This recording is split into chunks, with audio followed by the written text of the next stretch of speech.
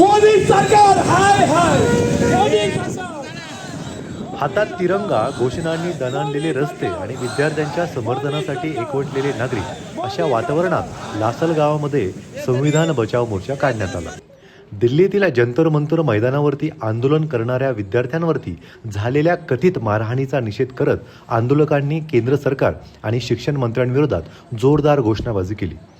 बस डेपोपासून सुरू झालेला मोर्चा हा स्टेशन रोड मार्गे डॉक्टर बाबासाहेब आंबेडकर यांच्या पुतळ्यापर्यंत पोहोचला. काँग्रेस, राष्ट्रवादी, शिवसेना, RPI तसेच मुस्लिम संघटनांचे पदाधिकारी आणि नागरिक मोठ्या संख्येने सहभागी झाले होते. यावेळी विद्यार्थिनींनी आपली भूमिका मांडत शिक्षणाच्या हक्कांसाठी संघर्ष सुरू ठेवण्याचा निर्धार व्यक्त केला. त्यानंतर आंदोलकांच्या प्रतिनिधींनी सहाय्यक पोलीस निरीक्षक सागर कोते यांच्याकडे निवेदन सादर केले. निलेश देसाई, आपलं नाशिक.